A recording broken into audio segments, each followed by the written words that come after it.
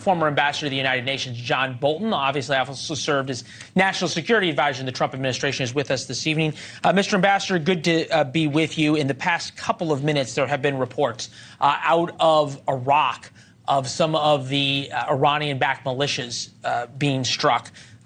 Large explosions at bases there. Obviously, this is about as unconfirmed as you get, but they are out there. If it is the Israelis again, it is yet again defying the United States. Is the Biden administration risking becoming almost irrelevant in the Middle East? Well, I think the enormous pressure that they put on the government of Israel not to respond robustly to the Iranian attack this past weekend, that has reverberated around the region. And so the message in Tehran for the mullahs there is, if you want to squeeze Israel, put pressure on the United States. So the left wing of the Democratic Party is now on notice that they can exert that pressure. I just think that the only person who may be satisfied by Israel's restraint yesterday was Joe Biden. I think it sends a bad signal to Iran. I think it sends a bad signal to Hamas. The only potential redeeming grace here is that this sort of limp attack on an air base in Iran was just the first step, that there are other steps coming. Now, whether these reports of attacks against Iranian-backed Shia militia positions in Iraq turn out to be true or not, I don't know. But those are the very people who have staged nearly 170 attacks against American military and civilian positions in Iraq. So if the Israelis are going after them, more power to them.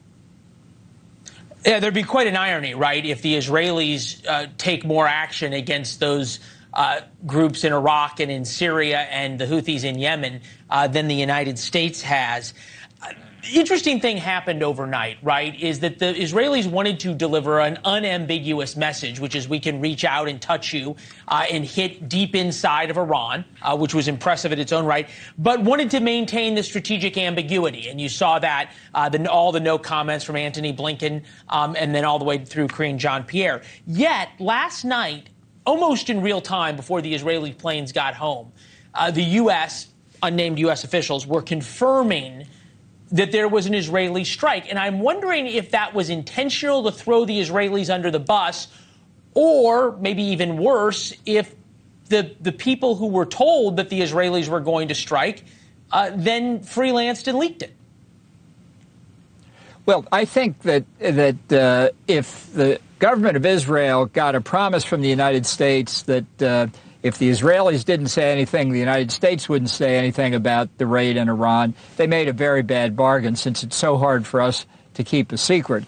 But I think the real purpose of the statements by these unnamed U.S. officials yesterday was not so much to throw the Israelis under the bus, although that was a collateral effect, as to say to Iran, oh, please don't blame us. We had nothing to do with it. That's typical of the Biden administration. First, it lists the things it's not going to do, just so our adversaries know. And then it's quick to say when finally somebody does do something, it sure wasn't us. I mean, it's a bad look for the United States, and I think it hurts Israel, too.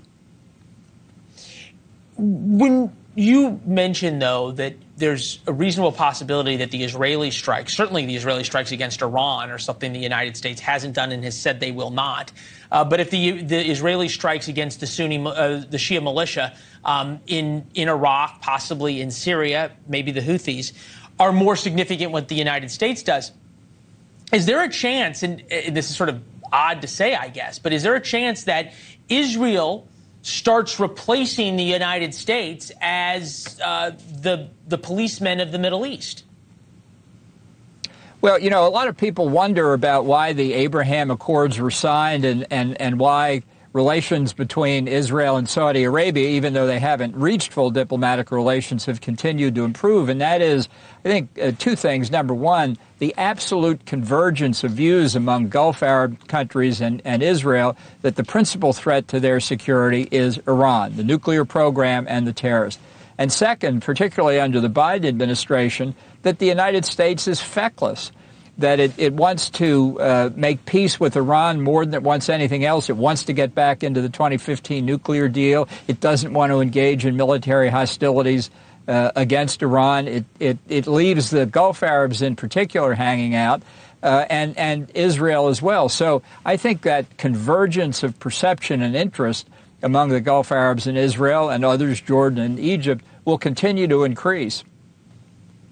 What do you make of the protests in America now that have moved from ceasefire to overtly pro-Hamas, overtly pro-Iran? Well, I think it's very disturbing, and it's a mark of, I think, the lack of effective leadership on this point, that we've got essentially close to a whole generation that doesn't remember the lessons of the Holocaust, that needs to be taught them again, and why Israel is a legitimate state, not an oppressor state, and why the enemies of Israel in this war are terrorists themselves, or in the case of Iran, not only a terrorist, but a state sponsor of terrorism. This is a war between civilization and barbarism. And the people who don't understand that need a lot more remedial education.